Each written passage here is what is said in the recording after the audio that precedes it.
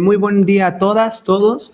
Es un gusto que se encuentren aquí reunidos para poder dialogar y hacer una incursión a los estudios del regionalismo latinoamericano desde la Universidad, la UAM, la UAM Xochimilco, en el que tenemos el gusto de contar con especialistas y realmente especialistas latinoamericanas sobre el tema aquí a continuación.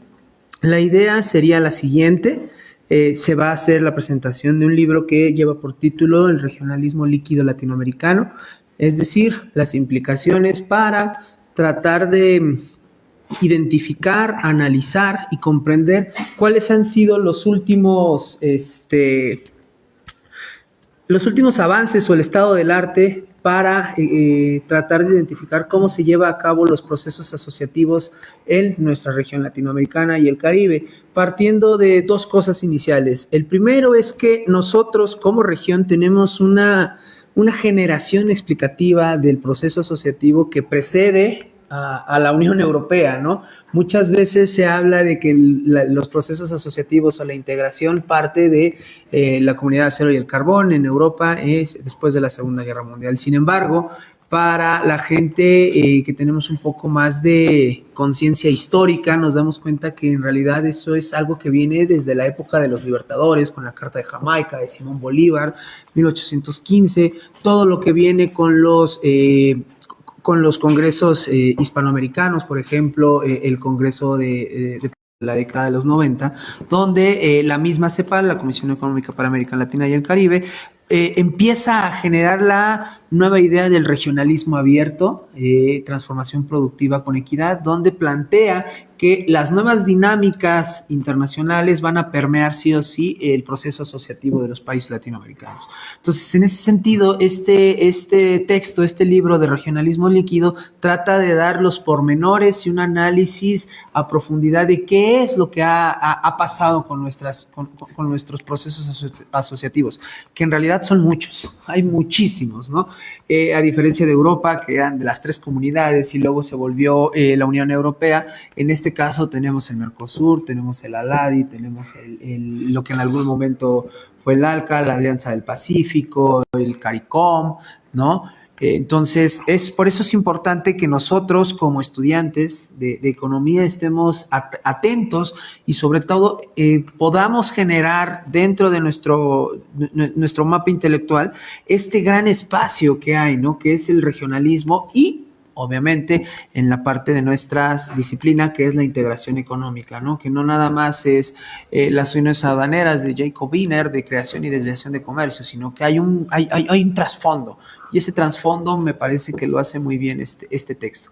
¿Cómo vamos a hacer las cosas? El doctor Agustín va a hacer la presentación del libro y después vamos a pasar a las participaciones de la doctora Rayani y después de la doctora Karina Mariano, ¿va? Entonces, por favor. Pues muchas... Aquí ya tengo. Pues muchas gracias a el doctor Jonathan Vadillo por invitarme a comentar este libro que está publicado en inglés por la prestigiosa editorial Springer. Yo recuerdo que Springer solía publicar libros más de corte de economía matemática y la verdad es que estoy ahora muy sorprendido que ya incursionaron en la publicación de obras relacionadas pues con las ciencias sociales. Es un libro que fue editado en el año 2024, si no me equivoco. Es un libro realmente que acaba de salir del horno, como se dice. Y bueno, el título del libro es Regionalismo líquido en las Américas. El contexto, el sustrato histórico que da pie a la elaboración del desarrollo de las ideas que ustedes van a encontrar en este libro, pues es América y sobre todo el subcontinente latinoamericano. Se trata de un libro que las autoras van a derivarlo para exponer también lo que se le llama hoy el desarrollo regional contemporáneo. Ese es, digamos, el título completo de esta obra, quiero empezar diciendo que esta obra refrenda esta especie de tradición que emana de Brasil. Me parece que es en el subcontinente latinoamericano el país que históricamente ha generado aportes teóricos desde las diferentes disciplinas que constituyen a las ciencias sociales. Cuando yo terminé de leer este libro pensé en los teóricos de la dependencia brasileños, y pues este libro estaría de alguna manera, refrendando esa generación de propuestas a nivel teórico, porque el libro que estamos presentando es eso, hay una propuesta teórica desde lo que se le llaman los estudios internacionales, o también se le llama a esta disciplina la de relaciones internacionales, ¿verdad? Es una disciplina extremadamente, pienso yo, compleja. Es una disciplina que involucra todas las dimensiones de las diferentes disciplinas que constituyen a las ciencias sociales, el aspecto económico, el aspecto sociológico, el aspecto de lo social. Y bueno, ahora en este trabajo ustedes van a encontrar una mirada a partir del estudio de lo que se conocen como los regionalismos. Lo primero que quiero decir es que yo no soy el especialista en estos temas, en este tema, y la verdad es que aprendí muchísimo. Pienso que lo primero que genera como enseñanza este libro es que no es lo mismo integración que regionalismo. Cuando yo estudié la licenciatura y el posgrado y tuve la oportunidad de tomar clases, ¿verdad?, de materias asociadas a lo internacional desde América Latina, pues yo me quedé con la idea de que todo era integración. Y la verdad es que lo que remarcan en principio las autoras aquí presentes y el autor que está ausente, porque es una obra escrita a 6 manos, es que la integración es una de las morfologías del llamado regionalismo. Entonces las autoras nos mencionan que han ocurrido, al menos de manera sucesiva, 4 grandes olas, ¿verdad?, de lo que se conoce como regionalismo. Una ola que ellas denominan la consulta, una segunda ola que denominan la cooperación, una tercera ola que sería lo que se denomina integración, y aquí está, digamos, la propuesta que ahora nos dan a conocer, que es la ola que ellas denominan regionalismo líquido. Esta idea del regionalismo líquido, o más bien el adjetivar al regionalismo la palabra líquido, tiene como un antecedente, digamos, ya intelectual, así en el plano de las ciencias sociales, el trabajo de un conocido sociólogo polaco, si no me equivoco, de apellido Bauman, que es uno de los sociólogos que generó un diagnóstico muy importante del tiempo que estamos viviendo y que él calificó como la modernidad líquida.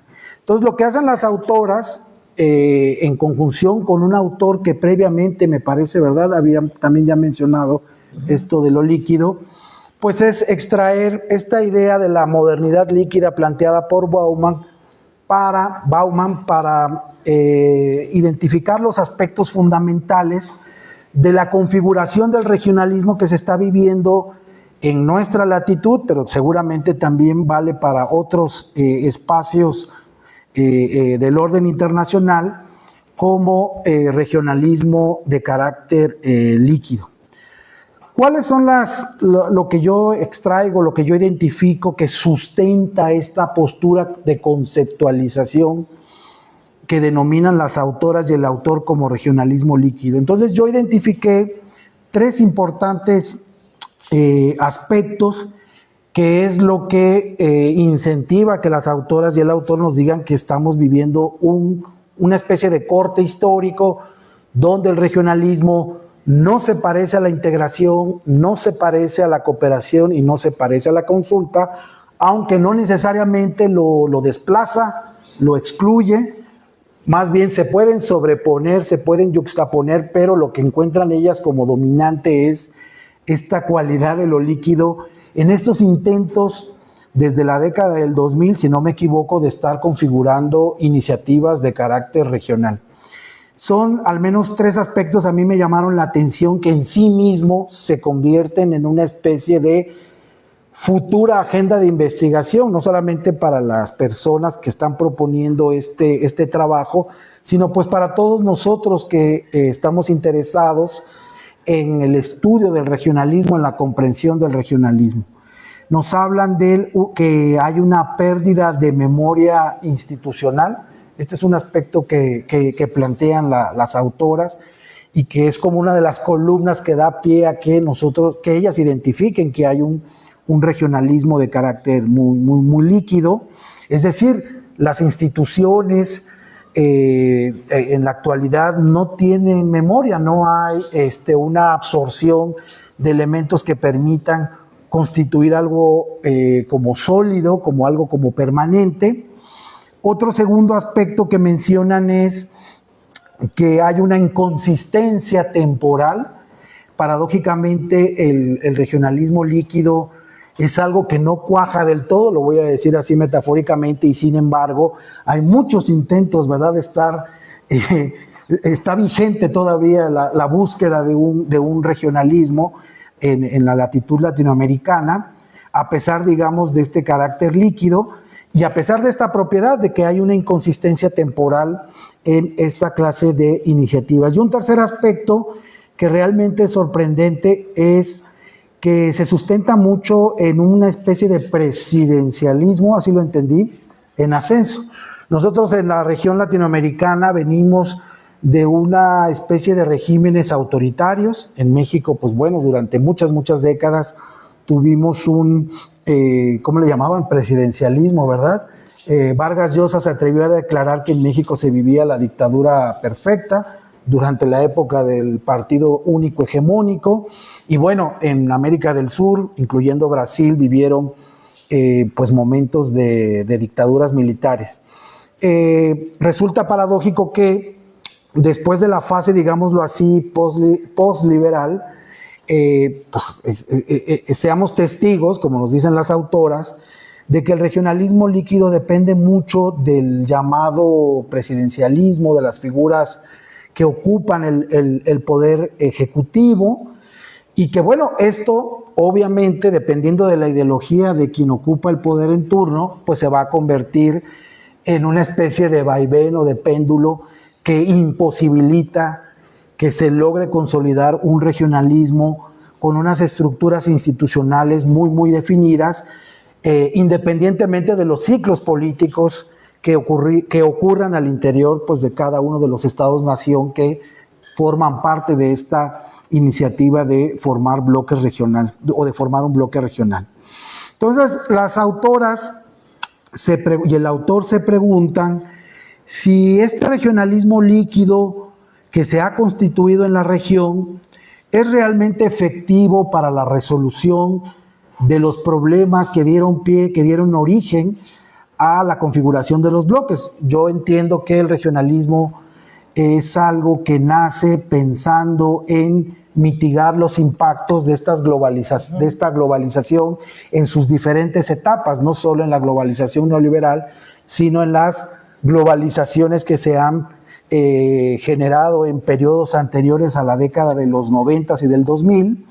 Y entonces las autoras por ahí se preguntan en alguno de los capítulos si efectivamente este regionalismo líquido ha permitido resolver estos problemas que ellas asocian a una literatura que más o menos tiene una cierta relevancia en cuanto a la circulación de las ideas, que es lo que algunos autores, economistas que pertenecieron a la Organización de Naciones Unidas, le llamaron la emergencia de los bienes públicos globales, ¿no? Son problemas es una iniciativa que surge para tratar problemas como el cambio climático, la seguridad, todo el tema de las contingencias sanitarias, el surgimiento de las enfermedades transmisibles y no transmisibles. Y bueno, las autoras utilizan como ejemplo el reciente suceso que está muy, muy ligado a este aspecto de los bienes públicos globales. Acuérdense ustedes que los bienes públicos son como fallas de mercado, y entonces se justifica la intervención del Estado, pero debido a que hay muchos problemas en los últimos 30 o 40 años que traspasan las fronteras, pues bueno, adquirieron una dimensión global que obliga a que los estados nacionales cooperen para tratar de resolver este tipo de problemas.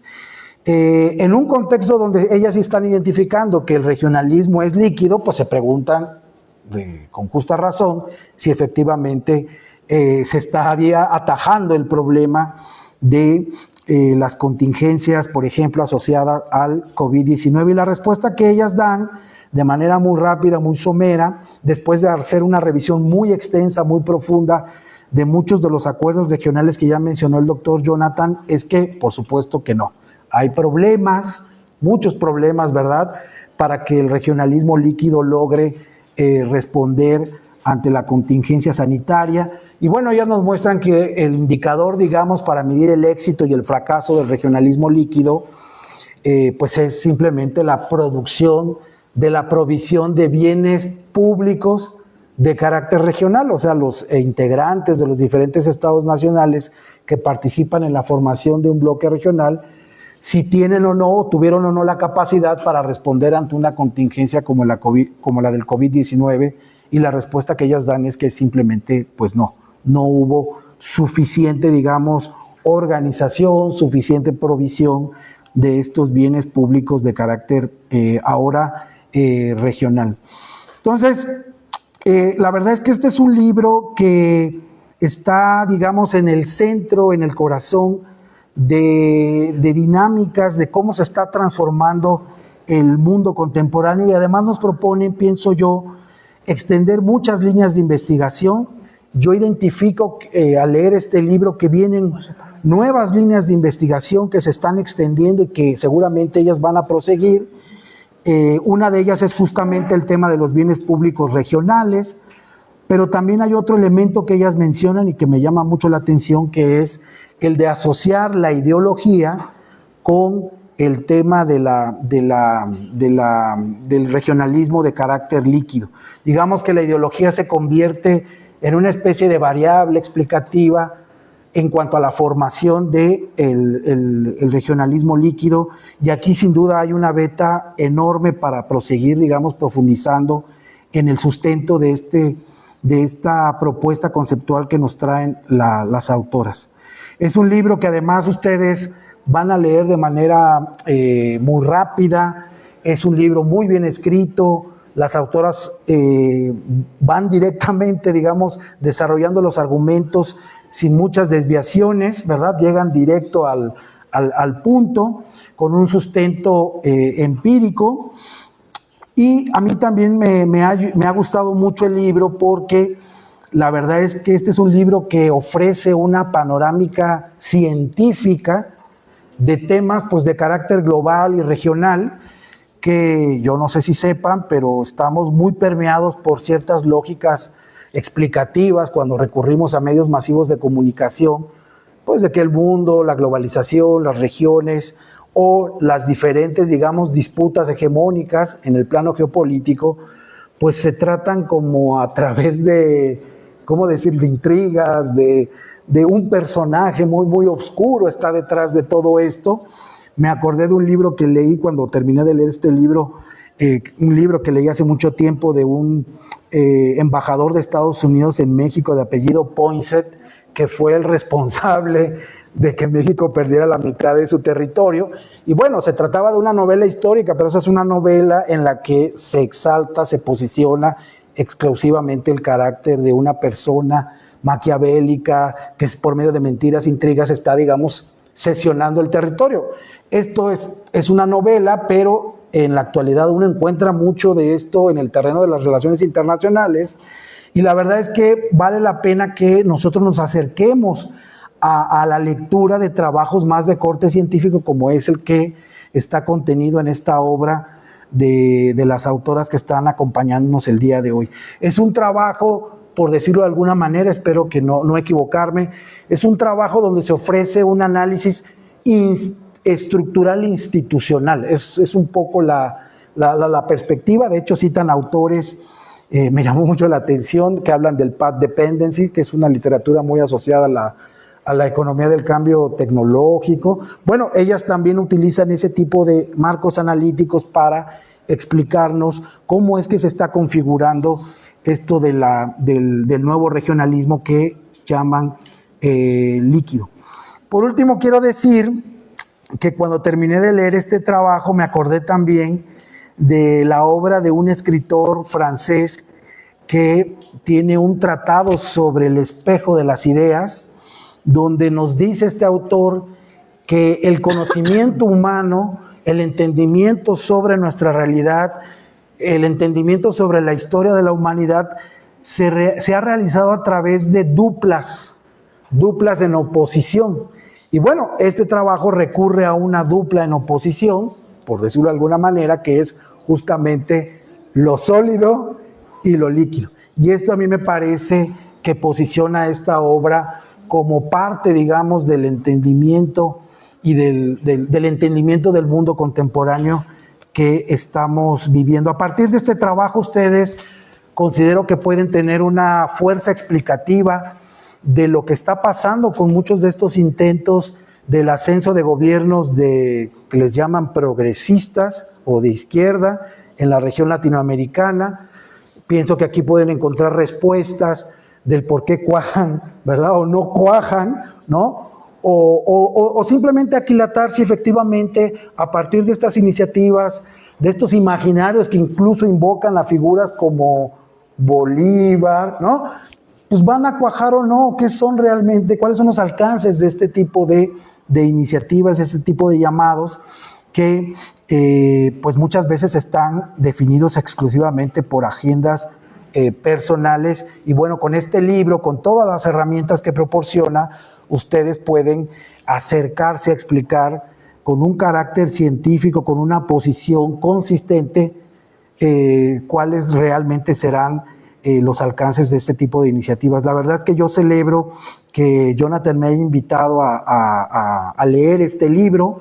Como yo no soy un especialista, confieso que aprendí mucho de esta obra, y pienso que esta obra, escrita desde el Brasil, está en la frontera, digamos, del conocimiento, está como desplazando la frontera del conocimiento sobre este tema que considero es muy importante, sobre todo ahora que se está hablando incluso de la desglobalización, y que pueden emerger obviamente otra vez intentos de formar nuevas iniciativas de bloque regional. Pues eso sería, digamos, lo que yo aprendí, así lo digo, de esta obra, y ojalá en el futuro pues se siga extendiendo los elementos que han desarrollado al interior de este trabajo. Como ya lo dije en su momento, me parece que hay unas ramificaciones impresionantes ahí en esta obra. Yo mismo me puse a diseñar ya una hipótesis sobre la provisión de los bienes públicos regionales, ¿no? Testarlo, obtener información en cada una de estas 4 olas por las cuales ha atravesado el regionalismo. Y bueno, pues bienvenidas a México, ya sé que ya les dijeron otras personas, bienvenidas a México, y pues muchas gracias por el trabajo. Sí.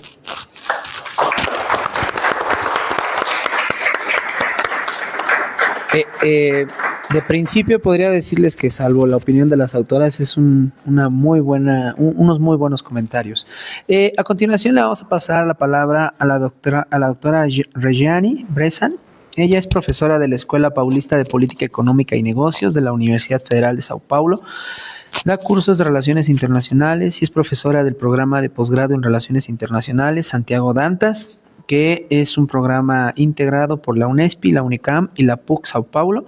Es especialista en integración latinoamericana, cuenta con un doctorado y una maestría por el programa de posgrados con el programa de posgrados de integración latinoamericana de la Universidad de Sao Paulo y tiene una licenciatura en Relaciones Internacionales, es vicecoordinadora del Observatorio de Regionalismo y miembro de la Red de Investigación en Política Exterior y Regionalismo. Entonces tiene la palabra 20 minutos. Muchas gracias. No sé si funciona este. ¿Sí funciona? ¿Está funcionando? Bien. Buenas tardes a todos. Eu sou Regiane, de Brasil, de la Universidade Federal de São Paulo, como Jonathan acaba de apresentar-me. Primeiro, quero muito agradecer a oportunidade de estar com vocês. Para nós é uma alegria muito grande trazer e ouvir também sobre nossa investigação. Assim que agradeço muito a professora Agustín por suas palavras, por seus aportes, que de verdade é bastante importante a la investigação que não se encerra neste livro, porque nossos problemas latino-americanos, incluso de integração, são permanentes, assim que sempre tendremos muito que estudar. Bem, eu vou falar pouco brindando os aportes do professor Agustín e depois entraré em minha apresentação, tentando fazer todo em 20 minutos.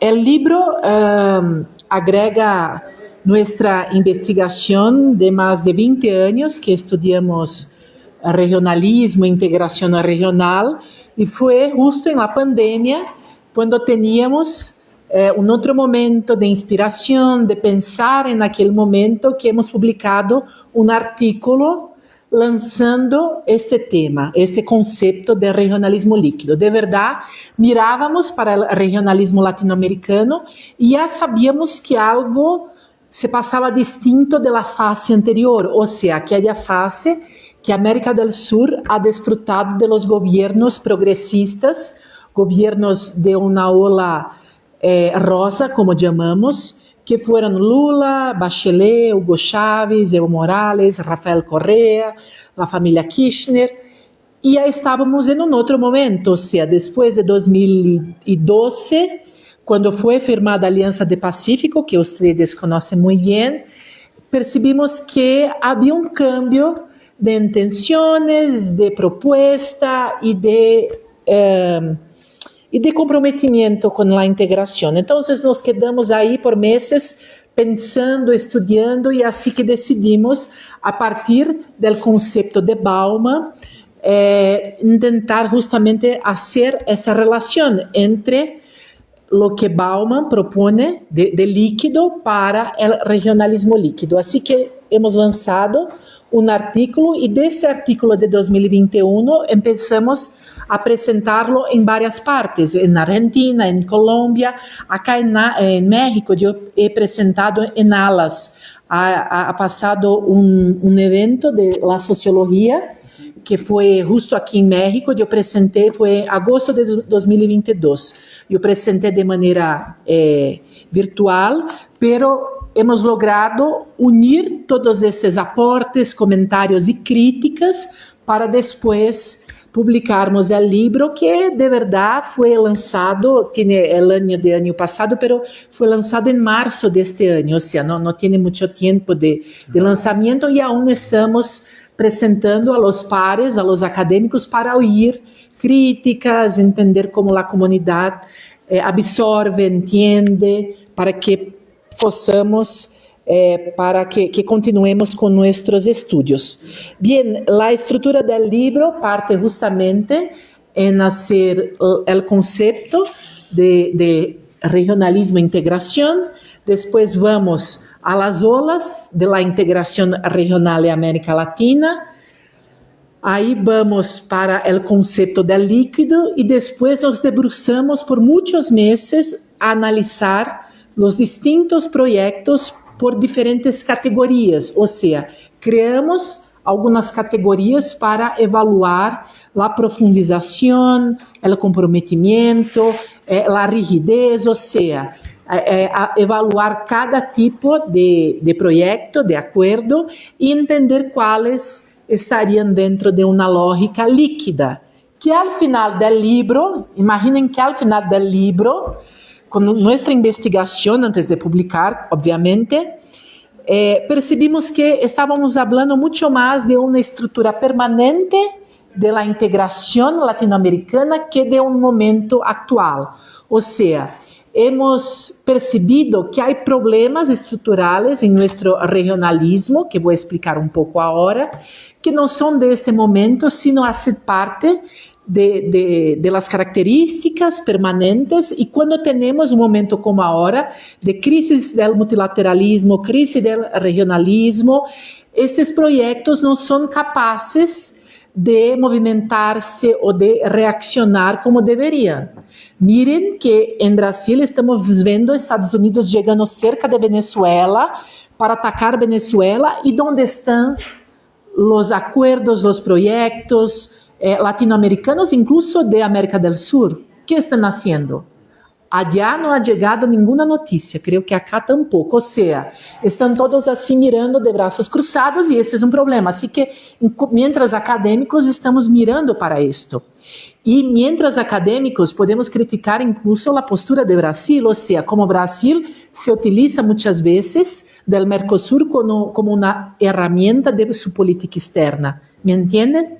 O sea, estamos muy preocupados científicamente con las estructuras y con las características de estos proyectos. Sí, por favor.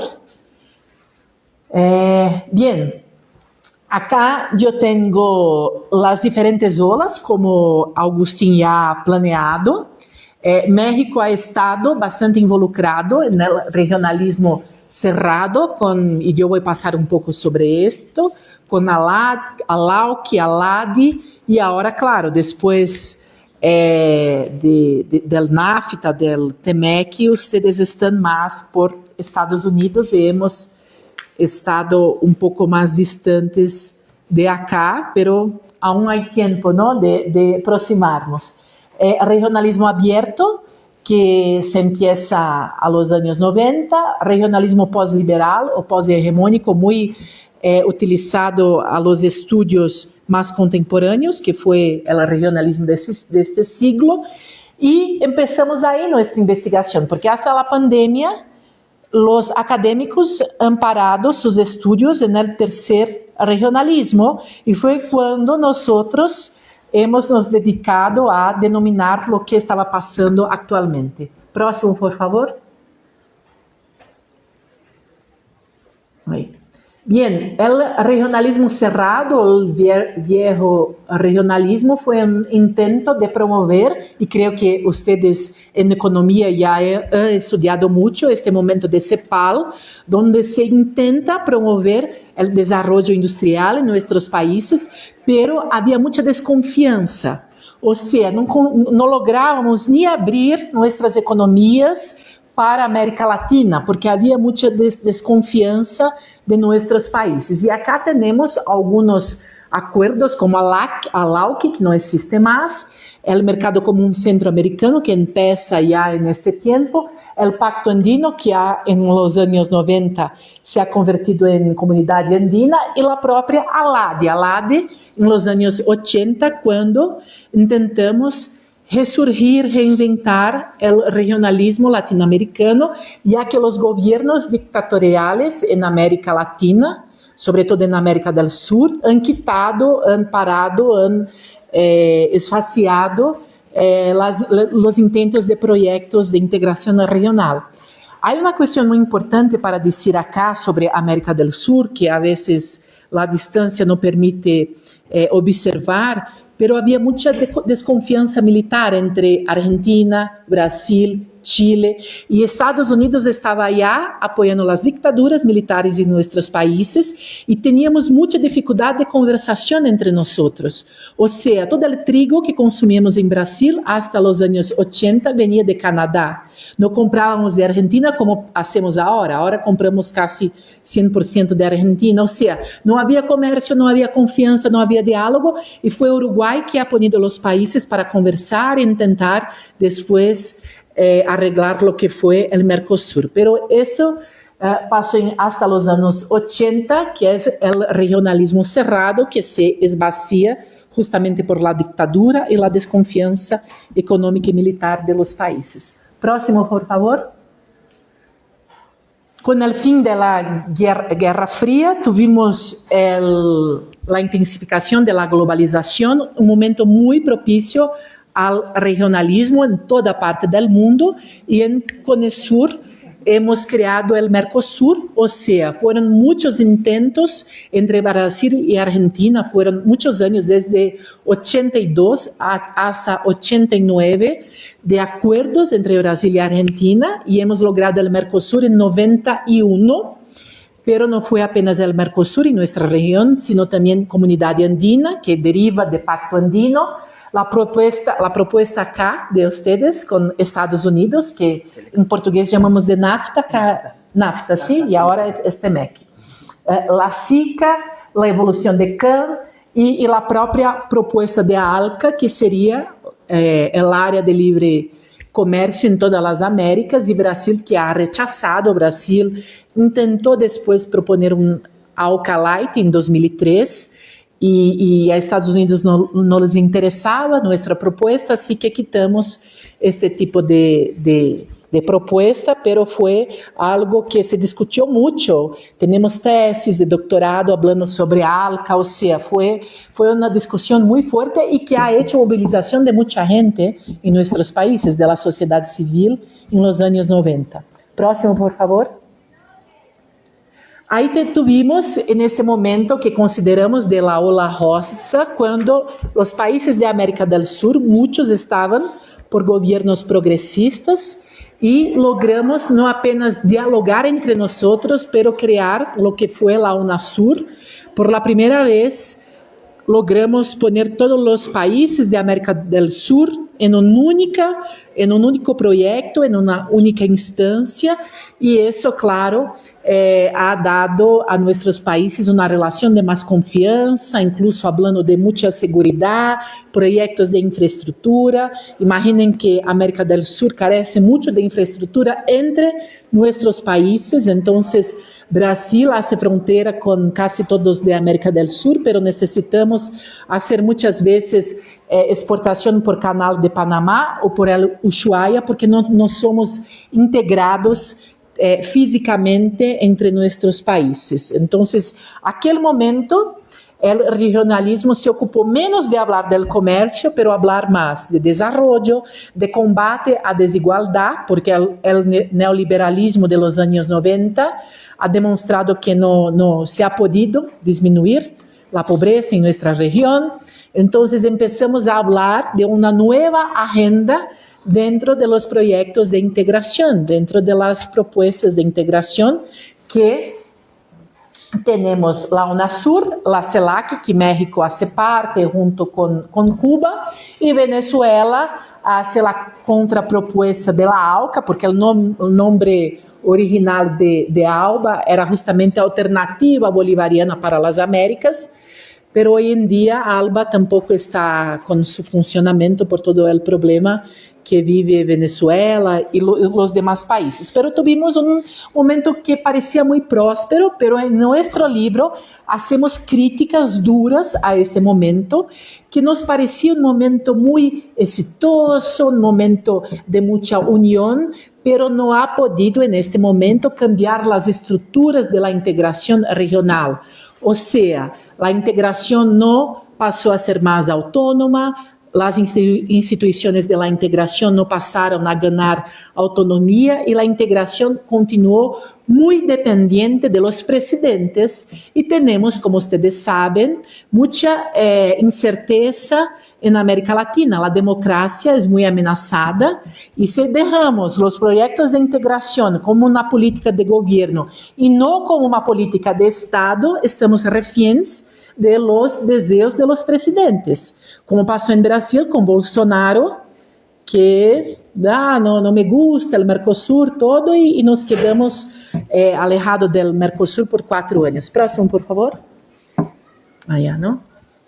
Y aquí miramos, sentamos nosotros en la pandemia, empezamos a mirar este momento muy actual y empezamos a caracterizar lo que había de común en este momento y cuáles serían los proyectos que derivan de este momento desde 2012.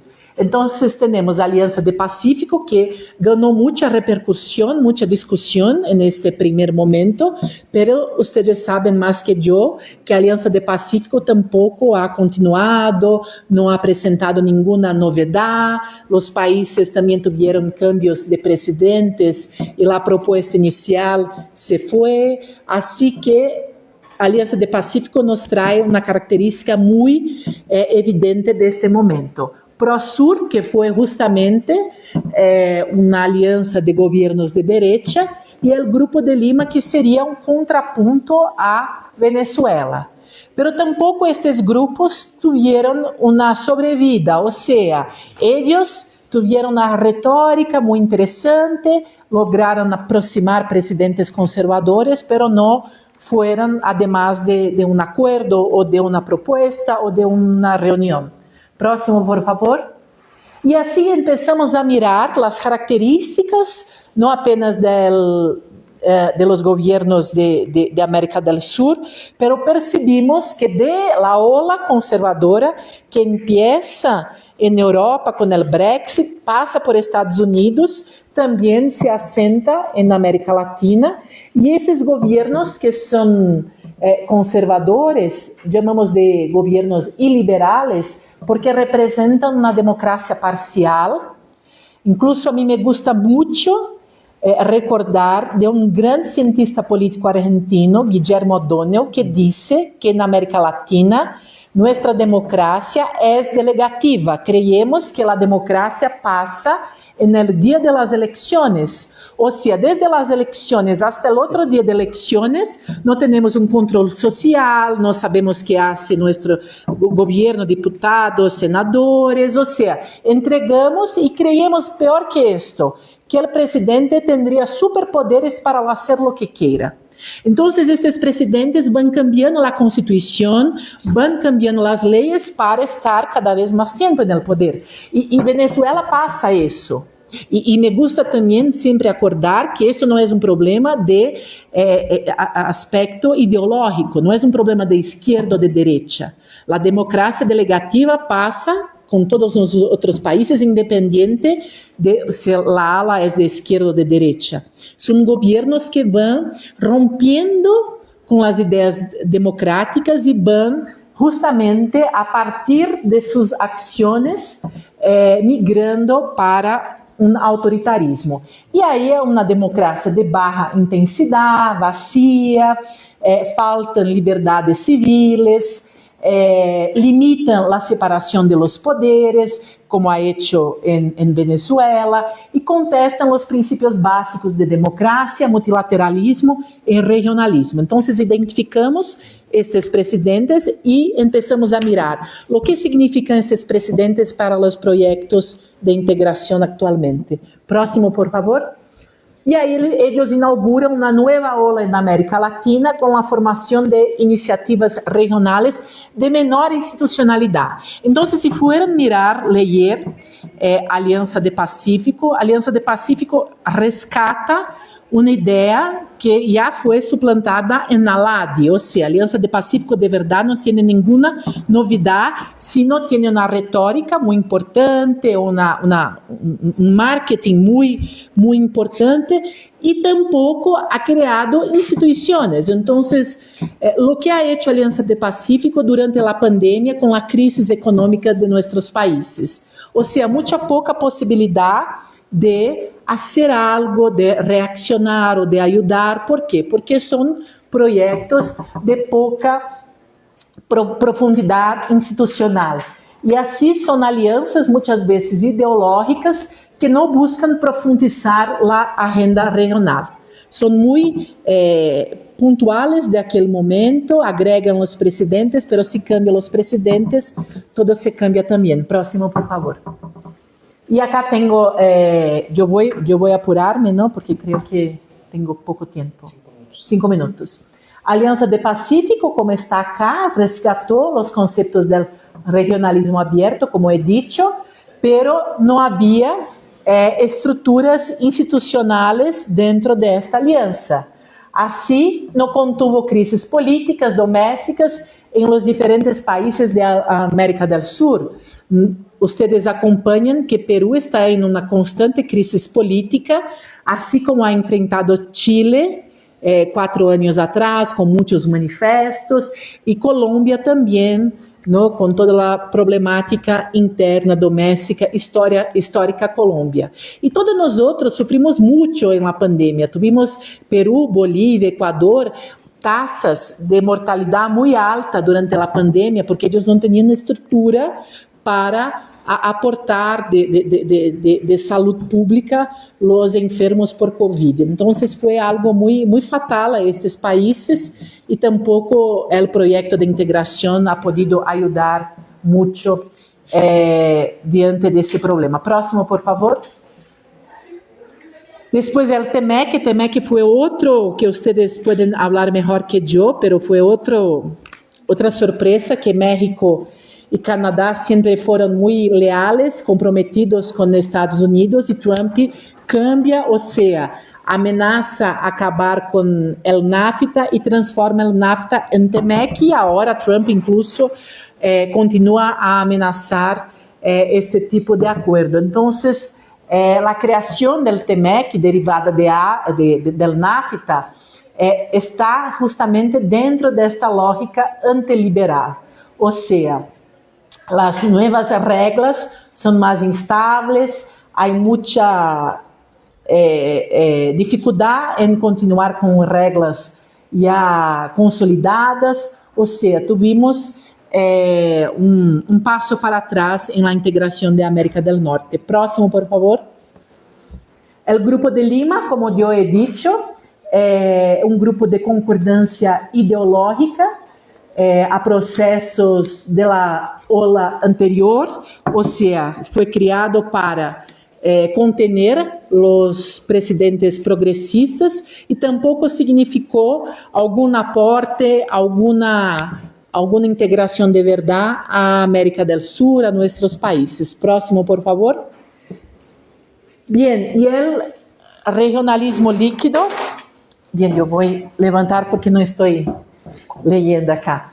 E o regionalismo líquido vai justamente expressando esta transição em nossa região, ou seja, projetos que têm baixa complexidade, baixa institucionalidade, muita volatilidade e volubilidade, ou seja, são projetos instáveis, são projetos que não se firmam, não se consolidam para enfrentar crises. E se estamos em um momento de crise do multilateralismo ou regionalismo, é justamente neste momento que temos que mensurar quanto os projetos estão seguros ou estão fortes para sobreviver a estes cambios. E aí vimos que há uma nova perspectiva nesta última década, a partir destes governos, porque as novas iniciativas se caracterizam dentro do regionalismo líquido. Próximo, por favor. E assim, a partir da reflexão de Bauman, chamamos de regionalismo líquido. De verdade que nós quedamos muito tempo pensando neste nome, não foi algo, não, que então foram semanas, muitas conversas, reuniões para bautizarmos, não, a partir de estudos de Bauman, professora Karina, que ha pensado, vamos por este caminho, e aí nos debruçamos em entender Bauman, o que ele propõe na modernidade líquida, para justamente mimetizar sua obra a nossos estudos, e vimos que há muita coincidência, porque temos muita fluidez em los arreglos regionais, pero pouca consolidação, poucas estruturas que sobrevivem a los cambios e a las crises. Próximo, por favor. E assim, este regionalismo, como entendemos por las estruturas actuales, são muito flexíveis, muito informais, não se preocupam com a construção de burocracias, como passou na União Europeia. Eu sei que não podemos estar a todo tempo pensando na integração europeia, sino temos que mirar o que eles têm de bueno, como han passado por este projeto, para mirarmos a nossa integração e ver que não há actualmente muito comprometimento, não há burocracias para resguardar memoria, para consolidar comportamientos, para orientar acciones a corto, médio y largo plazo, o sea, un núcleo funcional flojo. Aquellos que deciden por la integración son también instables, y ahí tenemos la individualización de los miembros, o sea, percibimos que la integración de América Latina muchas veces es cada uno por sí. Entonces los países actúan a su manera, utilizando como herramientas, pero no como un proyecto con un fin en sí mismo. Así que son iniciativas con bajos mecanismos de consulta, son iniciativas como mecanismos de consultas, pero no son mecanismos de integración de verdad. Próximo, por favor. Bien, yo voy a resumir porque Karina ya va a hablar. Entonces, acá tenemos, en el libro hablamos sobre todo esto. Tenemos una integración muy susceptible a cambios, muy fluida, como lo líquido de Bauman. Instabilidad es un sello distintivo en este mundo líquido, y ellos no se solidifican, o sea, como los sólidos, ni mantienen su forma, estando en constante cambio y volatilidad. Entonces, creo que a Alianza de Pacífico, que ustedes conocen por estar dentro, es un gran ejemplo de cómo no ha aportado o ha reaccionado a la pandemia, y ahora a Alianza de Pacífico tampoco parece moverse, por ejemplo, a enfrentar las tarifas de Trump. O sea, lo que hace Alianza de Pacífico para enfrentar el tarifazo Trump es poco, sabemos que es poco. Próximo, por favor. Y así tenemos un menor compromiso, aumento de la inseguridad de integración entre organizaciones, favoreciendo un creciente desinterés y bajo compromiso por parte de los actores, lo que defiende una mayor flexibilidad, reforzando todo este ciclo. O sea, cuanto más desconfianza, percepción de costos excesivos, va creciendo un desinterés, bajo compromiso, y así cada vez más flexible, cada vez menos interesante, refuerza este ciclo de un regionalismo muy superficial. Próximo, por favor. Bien, acá yo tengo la capa del artículo que hemos publicado en 2021. Está abierto en inglés para que lean. Este fue nuestro primer estudio que hemos presentado antes de publicar el libro en Springer. Creo que puedo enviar a Jonathan el link de este acá, o enviar el PDF para que distribuyan, ¿no?, entre los demás. Bien, muchas gracias por el tiempo y la oportunidad de ustedes.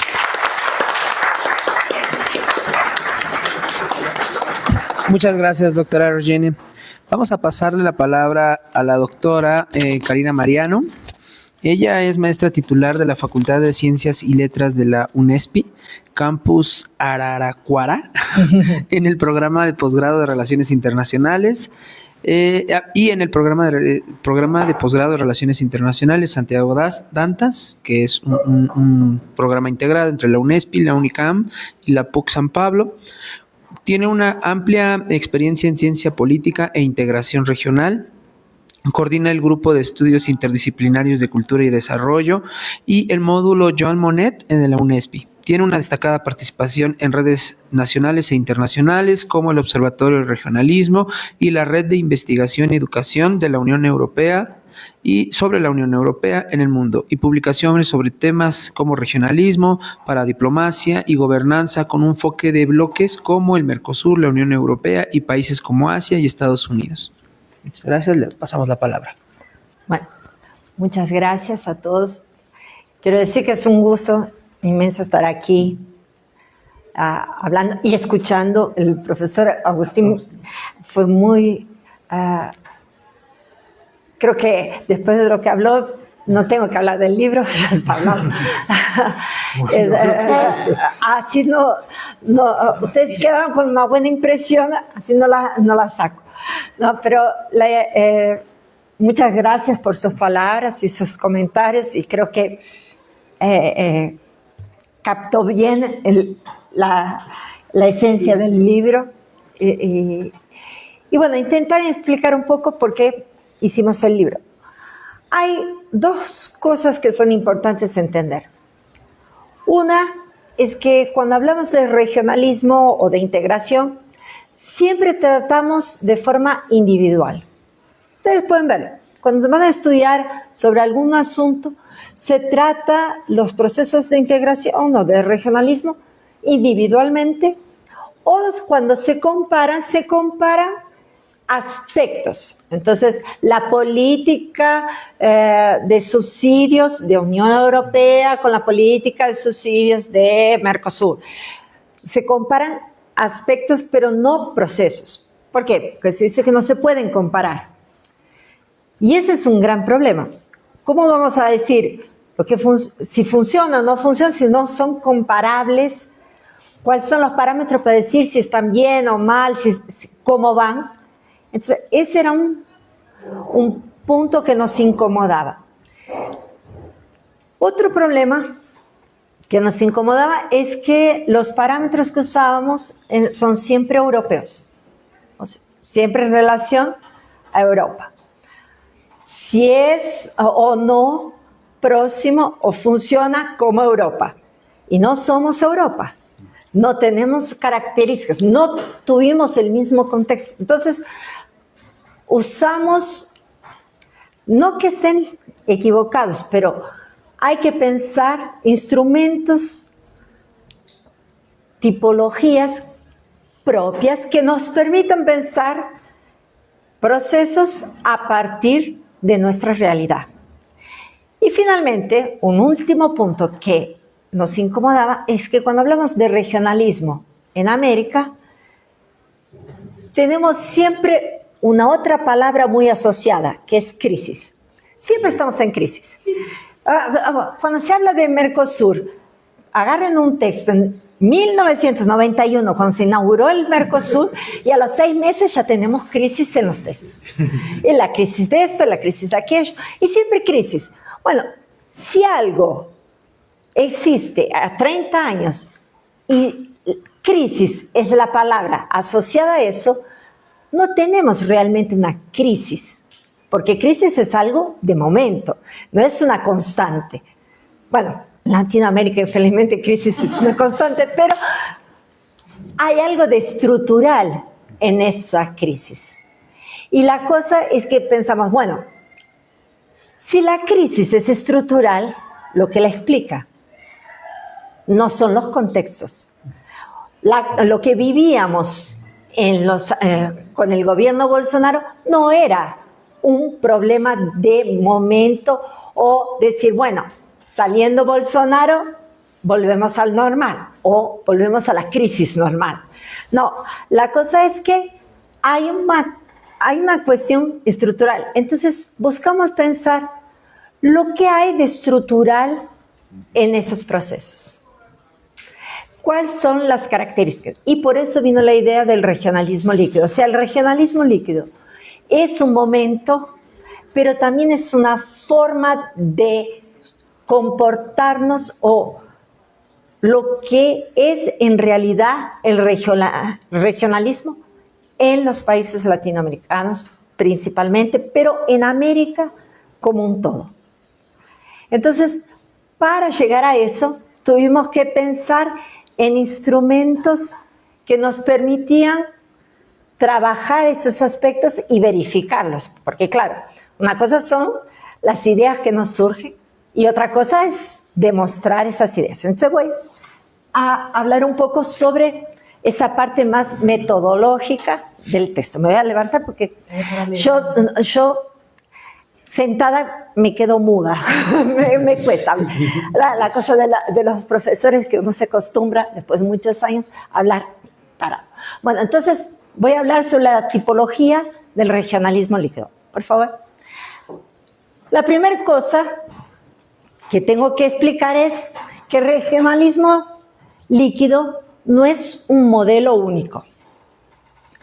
Eso significa que cuando pensamos en regionalismo líquido, estamos pensando en dinámicas que pueden tener mayor o menor intensidad, que pueden tener diferentes características. Entonces, cuando pensamos en regionalismo líquido, asociamos a un continuo, donde podemos estar más líquidos o menos líquidos, ¿no? En el caso, podríamos decir que los extremos podrían ser vapor y hielo, ¿no? Algo sólido y algo que ya no existe, o no, se evaporó. Entonces, dentro de eso, el regionalismo líquido muestra que los proyectos pueden dislocarse en ese continuo conforme el momento. Eso también es importante, o sea, un proyecto puede empezar más próximo a un sólido, pero con el tiempo irse derritiendo y transformarse en líquido o evaporar, o puede ya iniciarse más líquido y transformarse más sólido. No es fijo. Y entonces el contexto es importante. Y finalmente, que para entender esos estados y esos movimientos, hay que entender también qué tipo de regionalismo es. Porque como ha dicho el profesor, no todos son integración. Y ese es un problema, porque los presidentes les gusta hablar de integración, porque la palabra integración trae un qué de positivo. Estamos integrándonos, nos amamos, somos todos hermanos. Mentira. Si hacemos procesos de integración es porque tenemos intereses comunes. Es eso que nos hace juntarnos, no es buscar porque nos gustan nuestros vecinos. Bueno, con el tiempo puede ser que nos gusten, puede ser que nos tengamos un cierto cariño, pero no fue el amor que llevó México a hacer la alianza con Estados Unidos. Eso no es. Hay interés. Bueno, entonces entender un poco mejor cómo se mueven esos actores con el interés. Próximo. ¿Cuáles son los objetivos de esa tipología? Era clasificar los procesos regionales segundo su compromiso y su complejidad. Ese es un punto importante. Como cuando decimos complejidad, es estructuras institucionales más o menos flexibles. No necesariamente más instituciones, pero instituciones que funcionen de forma más efectiva o menos efectiva. Si vamos a mirar, uno de los procesos que tiene más instituciones es la comunidad andina. ¿Lo que hace la comunidad andina? Nada. Hoy en día es casi un zombie, pero tiene muchísimas instituciones, incluso algunas supranacionales. Entonces, no es la cantidad, pero la efectividad de esas instituciones, si funcionan, si traen resultados efectivos. Y los compromisos, o sea, si los gobiernos realmente cumplen con los compromisos o no cumplen con los compromisos. Y permitir una gradación de casos y su ubicación en el continuo. Entonces teníamos que tener algo que nos permitiera decir ¿dónde ponemos este proceso? ¿Cómo puedo decir que un proceso es más líquido o menos líquido? ¿Cómo lo clasifico? Próximo. Entonces, algunos supuestos básicos que trabajamos en nuestra tipología es mayor compromiso, mayor aceptación de soberanía compartida. No hay forma. Si yo acepto someterme a las normas del bloque, tengo que aceptar que en determinados asuntos mi soberanía va a estar condicionada a los acuerdos. Mayor institucionalidad, menos liquidez, mayor resiliencia. O sea, proyectos que tienen una institucionalidad más efectiva, acaban teniendo menor liquidez. Y procesos más líquidos tienen alta flexibilidad y baja profundidad. Cuando decimos baja profundidad, ahora voy a explicar un poco, pero la idea es procesos que no intentan crear mayor interdependencia entre los países, son procesos con baja profundidad. Próximo. ¿Cuáles fueron las variables que decidimos utilizar para hacer esa tipología? Nosotros trabajamos con 6 variables. ¿Y por qué las elegimos? Ahora las voy a explicar. Actores. Este es un punto importante. ¿Quién participa del proceso? Tenemos 3 niveles de actores. Gubernamentales, estrictamente, o sea, los gobiernos. Actores sociales y otros tipos de actores, por ejemplo, como los gobiernos subnacionales, que no son los gobiernos federales, pero tampoco son actores sociales. Tienen una representación, son gobiernos o son actores que tienen una capacidad decisoria. Entonces, tenemos esos tipos de actores. ¿Y por qué eso es importante?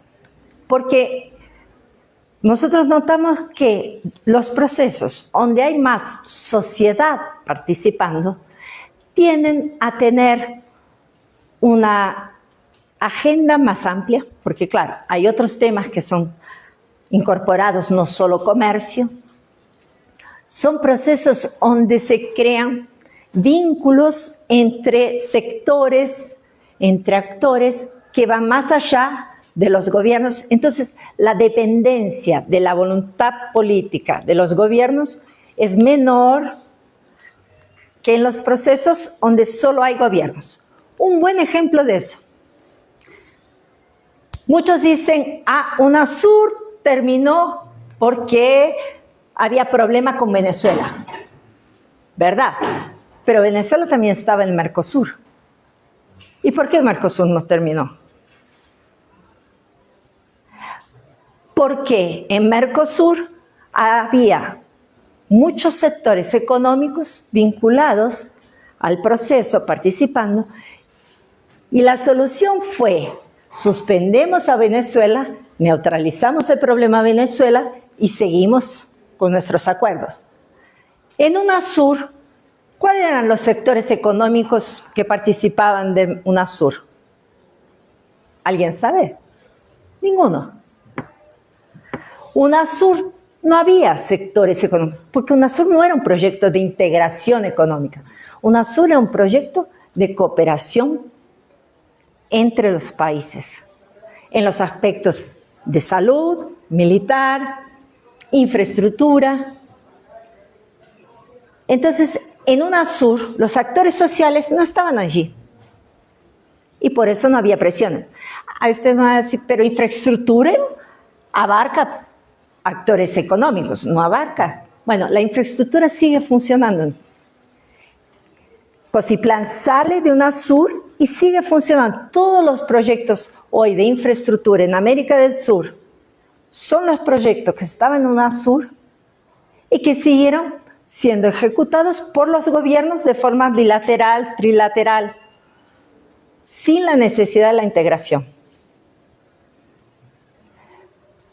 Se sacó, o sea, se puede eliminar un proceso de integración. ¿Por qué? Porque no hay actores allí defendiendo.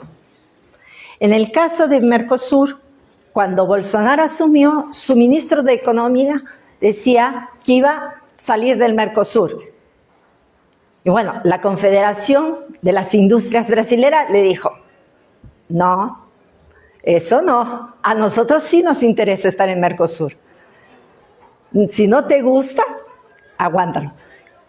Y Brasil permaneció en el Mercosur. Entonces, eso es importante. Los actores que participan traen más solidez al proceso.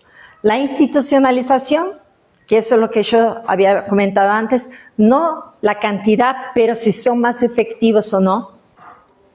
La incorporación de normas, ese es un tema importante, porque nosotros somos muy buenos en crear reglas. Los latinos nos encanta hacer normas, reglas, decir, bueno, ahora vamos a comportarnos de esta forma, vamos a hacer esto, vamos a hacer aquello. Pero en el momento de incorporar eso, somos terribles. Entonces, en el Mercosur, por ejemplo, tenemos montoneras de decisiones tomadas y poquísimas fueron incorporadas en las legislaciones nacionales. O sea, que hay cosas que todavía no están formalmente aceptadas en el ámbito nacional. Por ejemplo, nosotros en el Mercosur, que es un buen ejemplo de eso, somos una unión aduanera. Significa que tenemos una tarifa externa común, significa que tenemos que negociar conjuntamente acuerdos de libre comercio, ¿no es verdad? Bueno, ¿por qué Uruguay dice que va a negociar solo con China un acuerdo de libre comercio? Porque Uruguay todavía no ratificó la norma del año 2000, o sea, solo hace 25 años que se ha olvidado de ratificar la norma que dice que tenemos que negociar conjuntamente. Entonces, ese es un ejemplo de la dificultad. Incorporación de normas es un problema dentro de nuestros procesos. Interdependencia económica, ¿hay o no hay? Yo dije el ejemplo de la Comunidad Andina. La Comunidad Andina es uno de los proyectos más antiguos de las Américas. Sin embargo, el nivel de interdependencia económica de los países es bajísimo. El comercio intrabloque en la Comunidad Andina es menos del 10%. Entre ellos, después de 50 años. Me parece que ahí ya se ve que la cosa no andó mucho.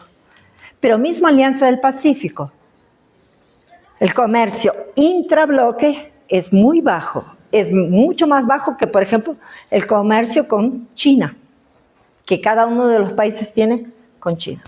Entonces, ese es un problema importante. La lógica del proceso. Si el proceso tiene una agenda que es propositiva o si es solamente reactiva. Esa era una cuestión importante. Si el proyecto tiene una perspectiva de establecer objetivos de largo plazo que busca realizar o si simplemente reacciona al sistema, reacciona al contexto. Y si hay liderazgo o no. O sea, si es muy dependiente de un liderazgo, si tiene un liderazgo, si el proyecto tiene quien lo impulse o si simplemente son países que están ahí, se juntan porque es un momento favorable o no. Entonces, esas son las variables que usamos. Próximo.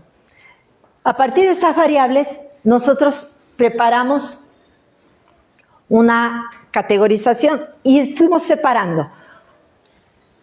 Nosotros le dimos una puntuación, si tiene o no tiene, entre 0 o 1, si tiene o no tiene, y a partir de los puntos que hacían, ¿no?, fuimos poniendo en el continuo. Entonces, de 0 a 2 es consulta, de 2 a 4 es una cooperación y de 4 a 6 una integración.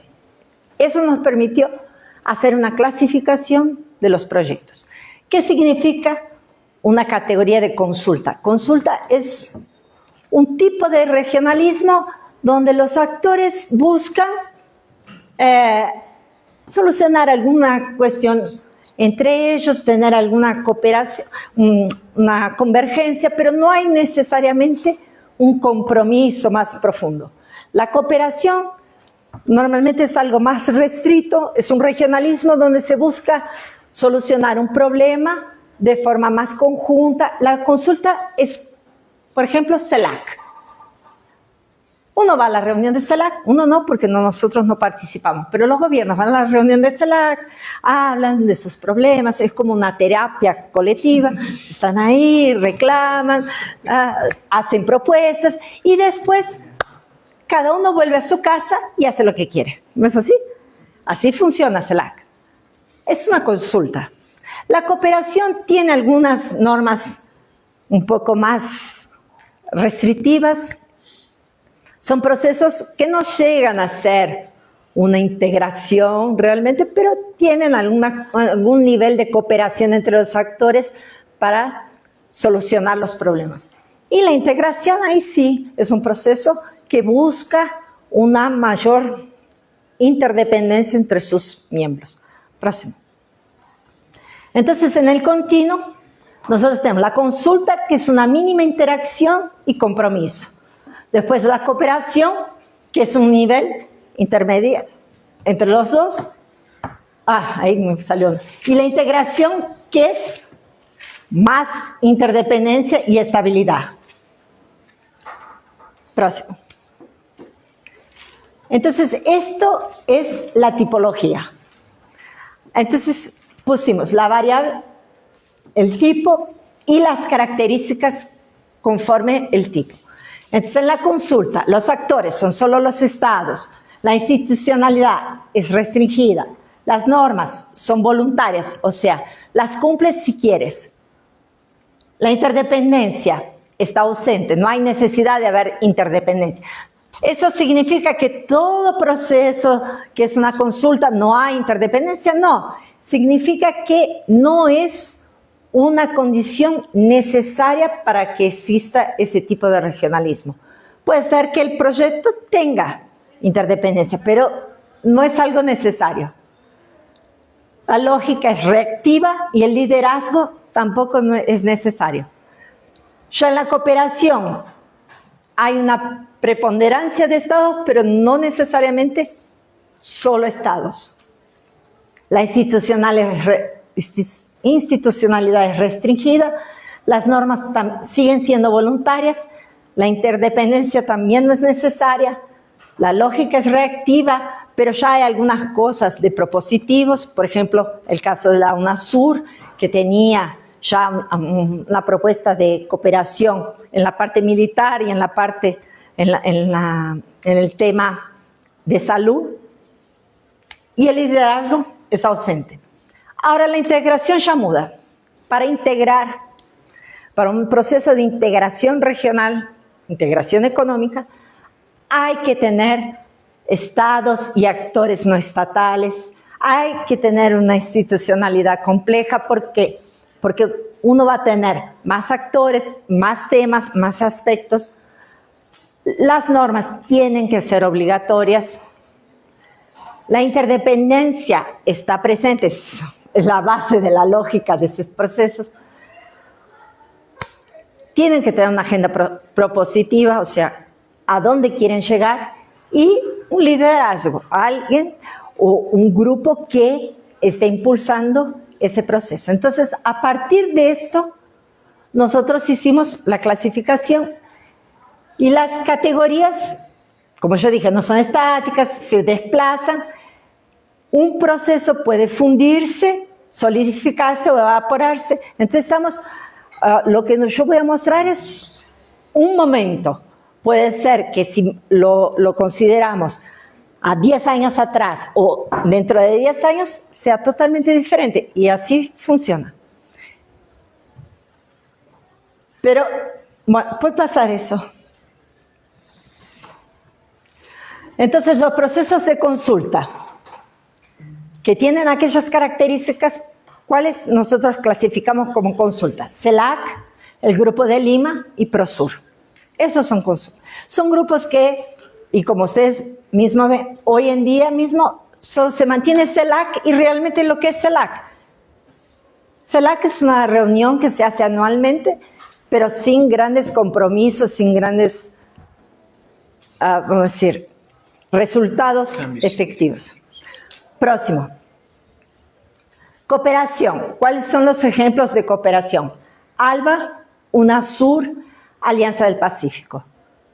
Si vamos a mirar lo que notamos en este caso, que en un momento que hay una crisis o un contexto internacional más desfavorable, tienen menor capacidad de mantenerse y por eso de estos solamente uno se mantiene y se mantiene más o menos.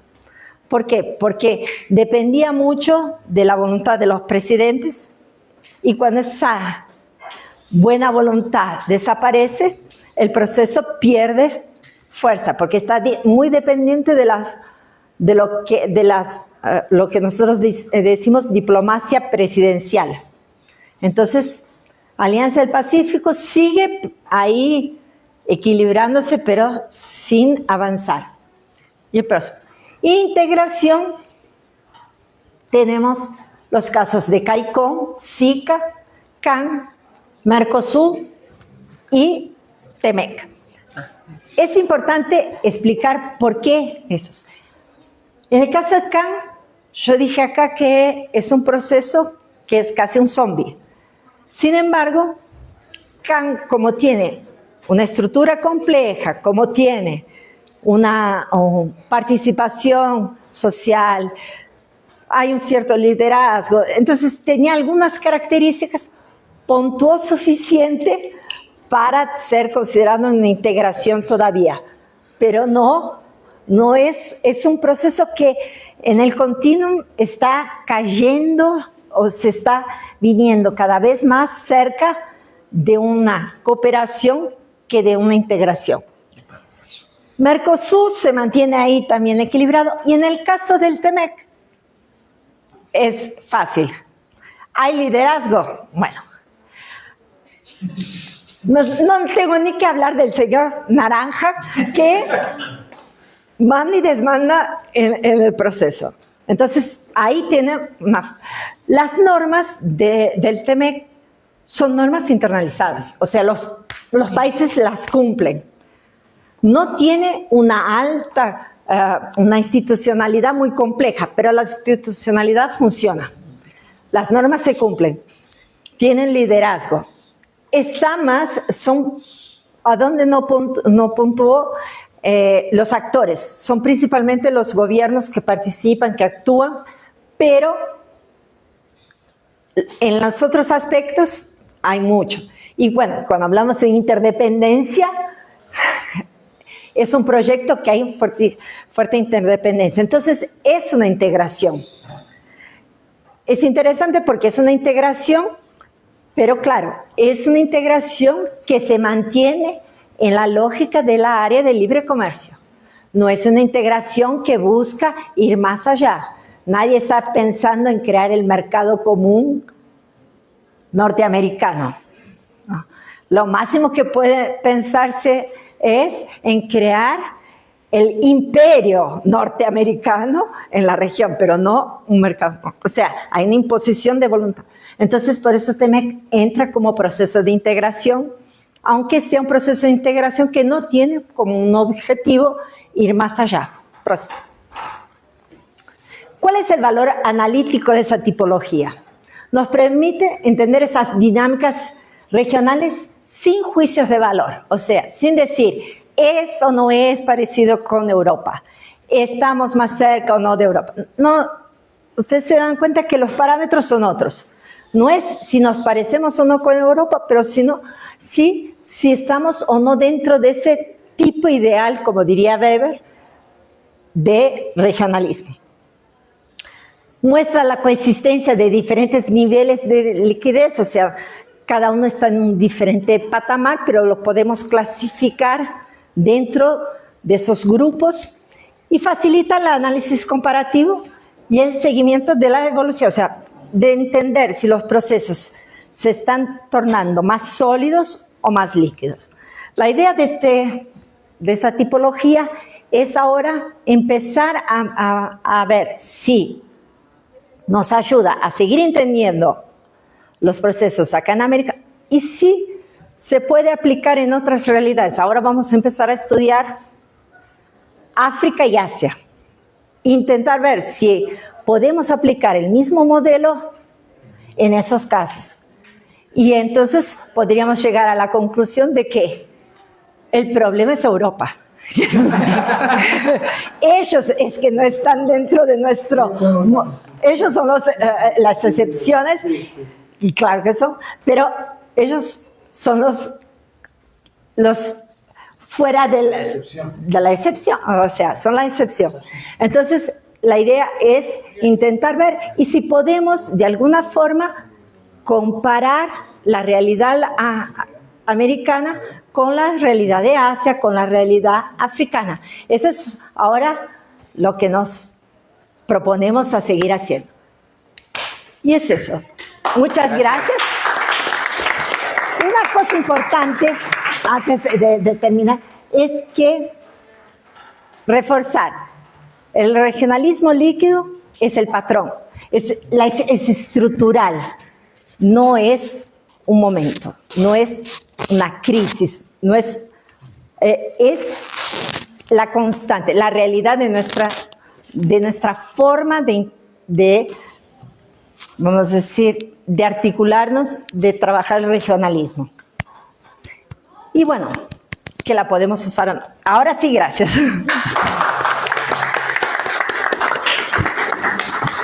Muchas gracias. Yo creo que ahora tenemos el espacio para abrir las preguntas de aquí la gente que está presente y escuchar las reflexiones que nos hagan las autoras y hasta nuestro compañero y amigo Agustín. Entonces, ¿alguien tiene algún comentario? Si quieren apagar y prender la luz. ¿Algún comentario, alguna pregunta?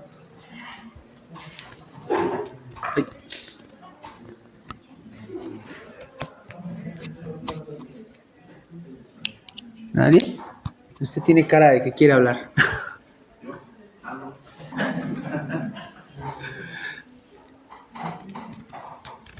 Por lo menos me pareció interesante. Me llamó. No, ahora que expusieron, a mí me surgieron dos aspectos adicionales.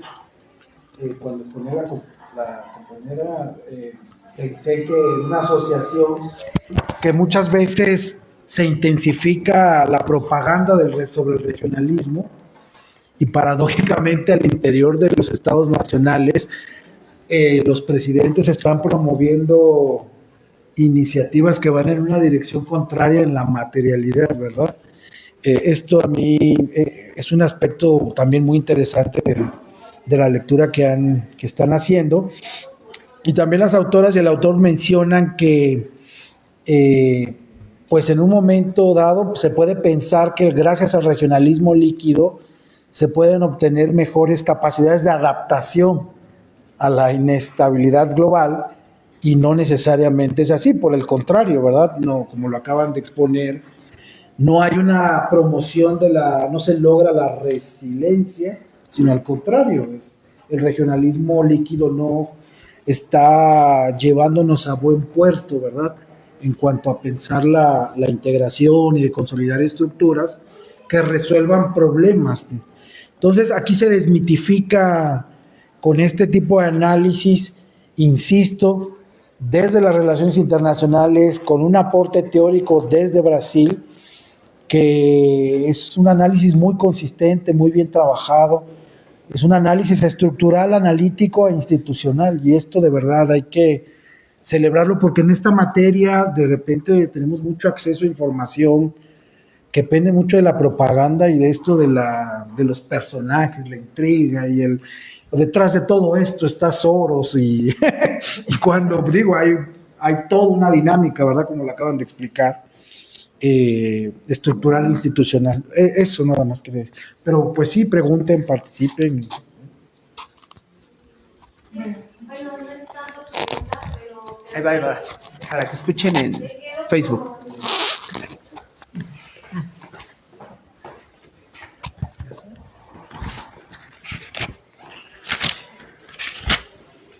No es tanto pregunta, es una felicitación, gracias por venir. Y me quedé mucho con una parte donde usted dijo que muchas veces nosotros analizamos a través a lo mejor de políticas, inspeccionamos la política de un país y la de otro país y no vemos los procesos que hay detrás.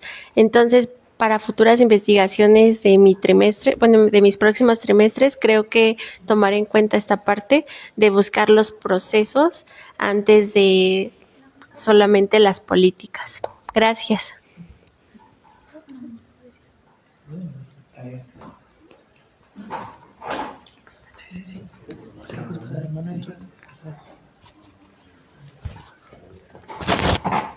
Bueno, gracias, las felicito por el libro. Yo creo que se invita a todos a que lo leamos. Pero bueno, cuando hablaban de esta falta de voluntad política que ha existido históricamente, aunque cuando desde el México y América Latina postindependiente, parecía que existía esta voluntad política de integrarse y para dejar fuera a Europa. Y eso se diluyó. Sin embargo, tanto México, Brasil, la Alianza del Pacífico, o sea, Chile, Colombia, Perú, su intención es integrarse, no en América Latina, sino integrarse al mercado mundial. Digo, la Alianza del Pacífico es claro, México igual, Brasil con su acuerdo de libre comercio con la Unión Europea, y entonces ahí hay renuncia de soberanía. En los tres casos, quizá más en términos del TEMEC, pero hay renuncia de soberanía. ¿Por qué no están dispuestos desde este recorrido histórico que hacen a esta renuncia de soberanía para una mayor integración, no solo en el plano económico, sino en el plano político, social y de cooperación sobre todo?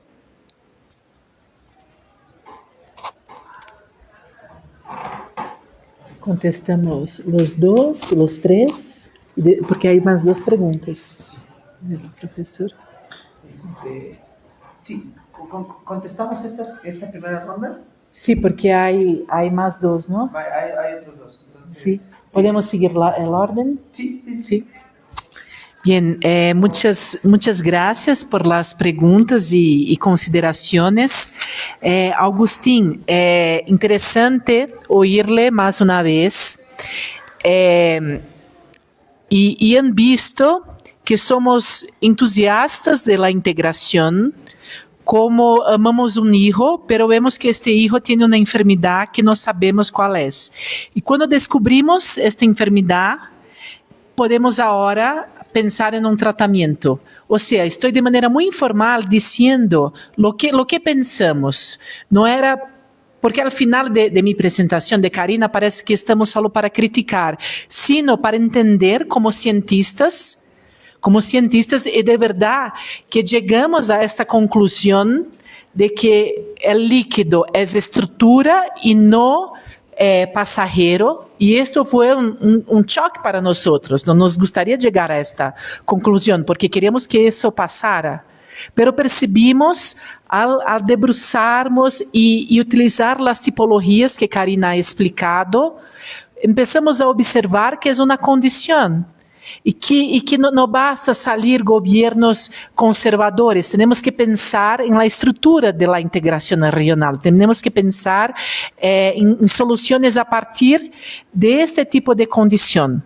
Y ahora empezamos a ver, después de este tiempo, a mirar, a conversar con pares, con otros académicos que estudian integración de África, de Asia, y ellos empezaron también a decir, mira, yo tengo un alumno de doctorado que estudia Asia Central, Uzbekistán, y él está justamente estudiando la política externa de Uzbekistán y la iniciativa de regionalismo allá.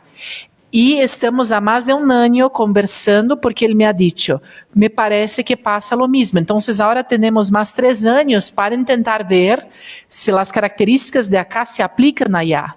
O sea, este camino de llevar a otras partes es también un largo camino. Es un largo camino, pero estamos justo enfrentando en este momento de asumir que tenemos problemas estructurales que no serán pasajeros. Y yo he dicho, y quiero reforzar, que en el regionalismo pós-hegemónico o pós-liberal, havia muita esperança, porque a retórica dos presidentes era muito forte, ou seja, uma retórica, vamos integrar-nos, será a hora, e Hugo Chávez tinha uma retórica muito importante em seu país, em la região, de oponer-se aos Estados Unidos, e pensávamos que íamos dar um passo, e que al final o regionalismo continuou com seus problemas, não ha ganado autonomia, e agora com esta crise sofrimos com estes problemas. Então, quero reforçar muito de esta trajetória acadêmica que temos acá.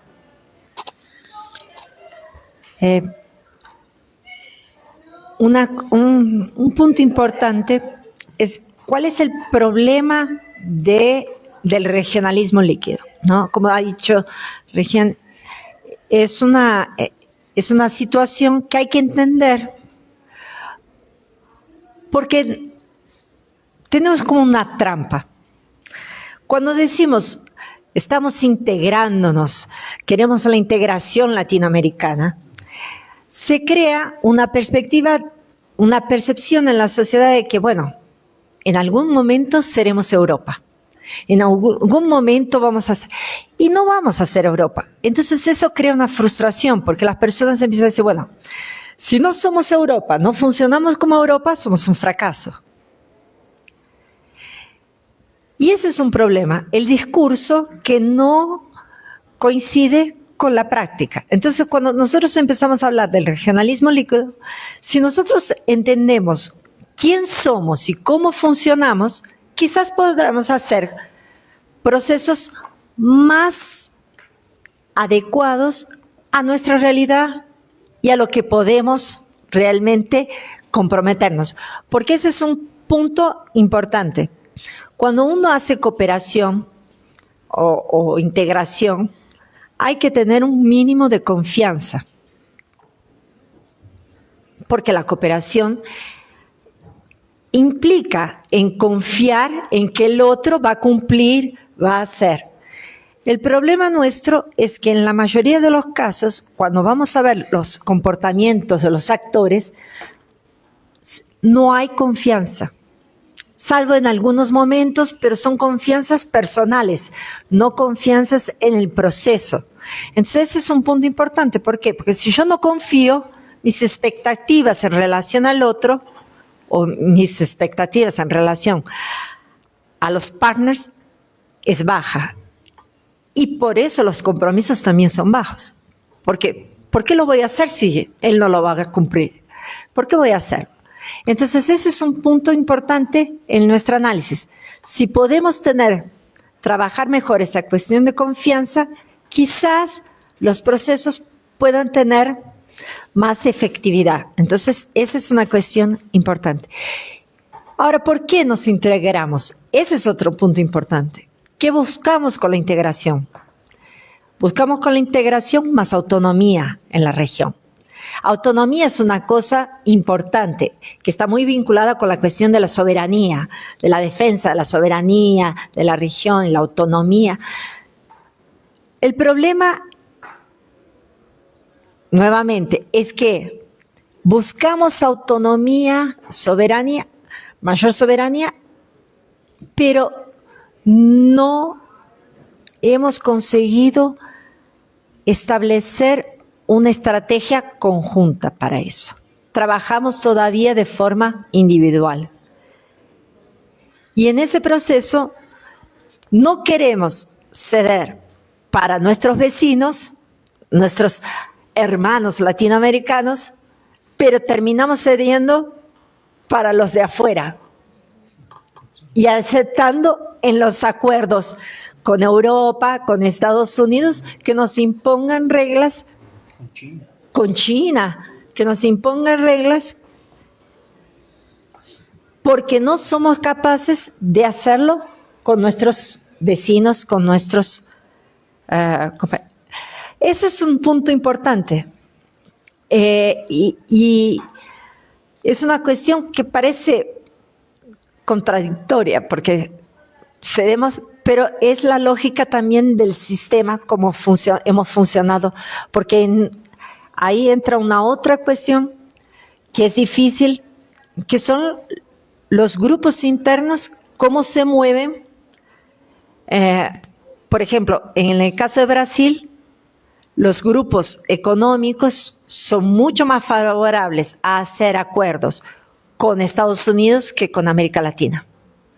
Entonces, aceptan ceder más a Estados Unidos que a América Latina. Entonces, también ahí entran cómo los actores se comportan internamente, las presiones que los gobiernos sufren y la propia perspectiva. O sea, a veces los propios gobiernos piensan que, bueno, el otro es más grande, más fuerte, entonces no tengo mucho que hacer, pero con los vecinos sí puedo mostrarme más musculoso. Gracias. Abrimos una segunda ronda por allá, por favor. Y tenemos una pregunta por Facebook que me gustaría darle espacio a la gente que está en modo virtual. Adelante, por favor, si me escuchan. Sí. Pero para que se escuchen en la transmisión. Hola, ¿sí me escuchan? Sí. Buenas tardes. Gracias por la exposición. Yo tengo de 3 a 4 preguntas. Me gustó la exposición porque me metieron muchas dudas. La primera es cómo se consigue el libro. ¿Va a ser en físico? ¿Va a haber traducción? ¿Dónde se va a distribuir o bajo qué medios? ¿No? Es la primera. La segunda es, ¿están padeciendo procesos líquidos los organismos internacionales? Nuestra ponente pues sí menciona que hay instituciones que incluso pues Latinoamérica quiere pertenecer, quiere esa certificación de querer pertenecer al mundo, ¿no? Y para eso necesita que lo bautice un organismo internacional. Sin embargo, hoy que estamos viendo esta crisis con el presidente Trump, que ya se violaron más derechos internacionales, creo que en 10 meses que en 10 años. Entonces, ¿aún son necesarios los organismos internacionales? ¿O estos sirven para lo que busca la integración latinoamericana? Esa sería la segunda. Y de ahí pues pasar también al caso Venezuela, ¿no? Porque pues el caso Venezuela también, aunque no se ha dicho oficialmente, pues también está padeciendo un bloqueo que son y que tal vez por eso tuvo que haber algunas modificaciones y que esas consecuencias son a partir del hecho de que, como lo que nos mencionaba, ¿no? No te puedo dar esto porque nos conviene esto y saca Venezuela, ¿no? Entonces, esta sería la tercera, pero se me olvidó la cuarta. Bueno, ahorita a ver si me acuerdo. Gracias. Gracias. Acá desde... Bueno, ¿alguien más? Por favor.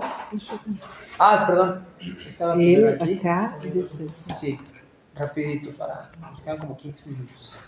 Gracias. Sí, no, bueno, yo nada más, bueno, yo llegué un poco tarde, así que lamento si desvarío un poco en lo que es el concepto de la liquidez, pero entendiendo la liquidez como el concepto que ha acuñado Zygmunt Bauman, como falta de solidez, quiero preguntar qué tan importante consideran que es avanzar en la búsqueda de la consolidación de los regionalismos o de su solidez en un mundo en donde el globalismo fenece y el mundo se encamina a un orden mundial tripolar con sus concomitantes regionalismos. Serios. Gracias. Allá atrás y yo termino con la que tengo aquí en el teléfono. Perfecto.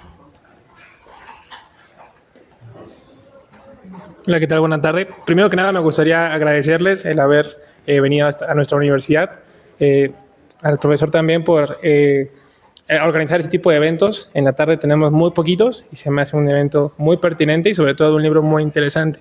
He tenido acceso a parte del libro. Me está costando un poco de trabajo porque está en inglés, entonces hay tecnicismos que aún tengo que ir relacionando, buscando el significado y demás. La pregunta que quería hacerles es, ustedes mencionan que el regionalismo actual es líquido por su falta de compromiso político y o social. ¿Hasta qué punto esta liquidez puede interpretarse como una forma de resiliencia adaptativa frente a los cambios globales y más que una debilidad del proceso integrador? Esa sería mi pregunta. Gracias. Y ahora el de Facebook. el de Facebook. Gracias. Es de Judas GS. Se dice que las crisis del regionalismo no es una constante, sin embargo, en América Latina la integración no se ha consolidado entre los cambios en ideologías y los objetivos incumplidos. Al momento no hemos tenido una integración exitosa. Si esto es así, ¿qué variables pueden explicarla? Ay, bueno, podemos... de que deberíamos integrar no apenas Venezuela, pero todos nosotros, porque tenemos un problema de interdependencia. La interdependencia existe, queramos o no, gostemos o no. O sea, problemas de comercio internacional, migración, narcotráfico, medio ambiente, son problemas comunes. Y la cooperación / integración viene justamente para que los países puedan enfrentar esses problemas comunes a partir de cooperación. Por otro lado, el realismo iba a decir por las guerras y conflictos. Así que defendemos la integración como una iniciativa voluntaria de los países para intentar enfrentar problemas que de otra forma no serían posibles, como ven la cuestión del comercio internacional. Ya somos muy dependientes uno de los otros. Y cuando entra un presidente como Trump que dice, no me gusta eso, no quiero esto, el mundo todo está sufriendo porque tenemos una cuestión de interdependencia. Entonces la integración es un camino así como la cooperación, así como organizaciones multilaterales. Entonces, por esta razón, y justamente porque deberíamos ter más autonomía para decidir sobre nuestros problemas, entonces Brasil comparte Amazonía con muchos países de América del Sur.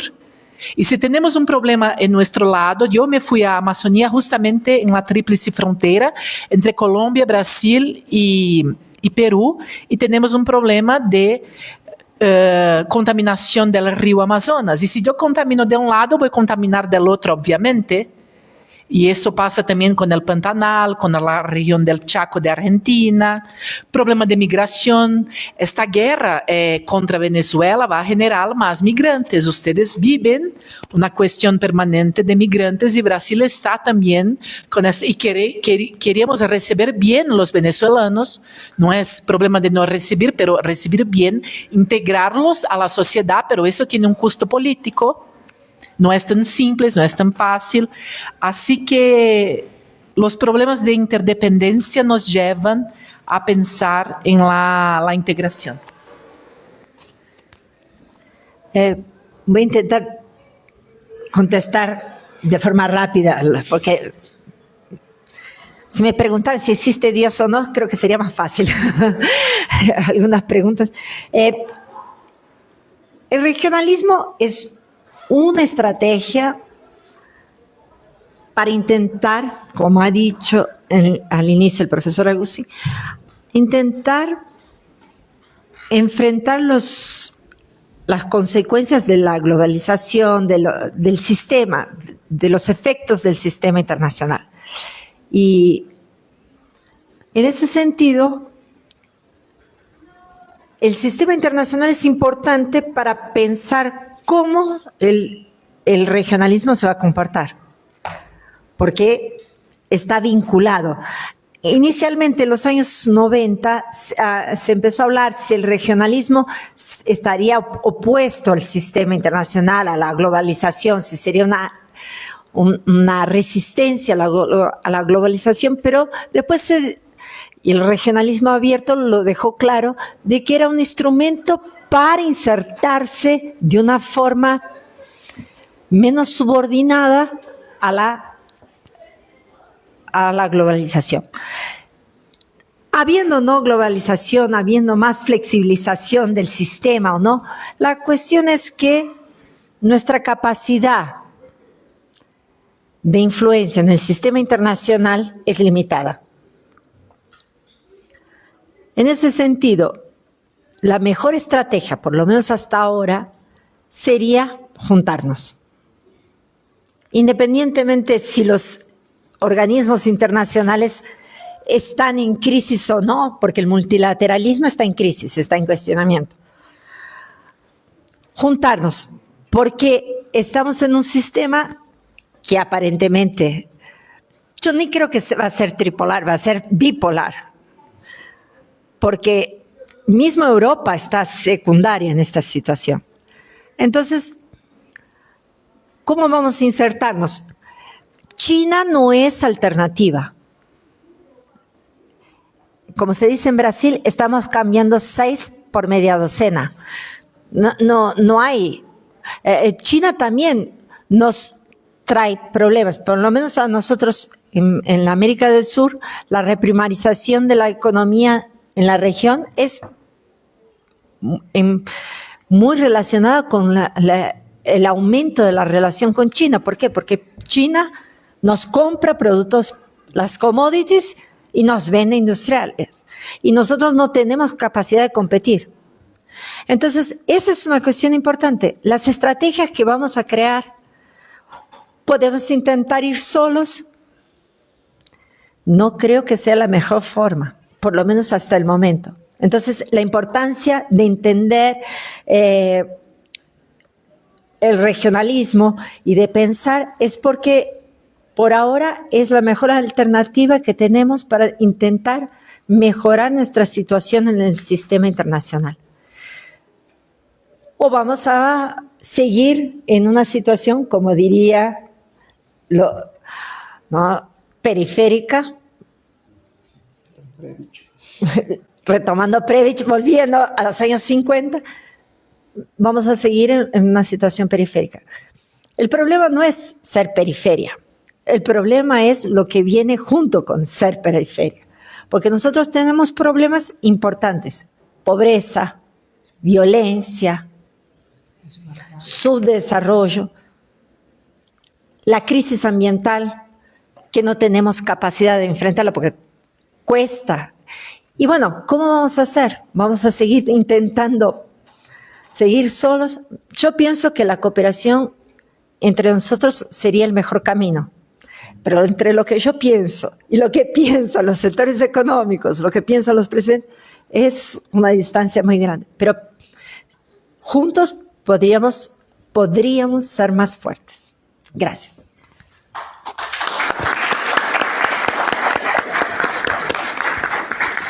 Pues bueno, muchísimas gracias por haber asistido. Yo soy también de la idea que los eventos deben de ser en la mañana, en la tarde, y voy a ser un fiel seguidor de esa idea. Entonces, muchas gracias por venir y estamos atentos a sus comentarios. Si ahorita se quieren acercar a preguntar los datos de las doctoras, adelante, y muchas gracias.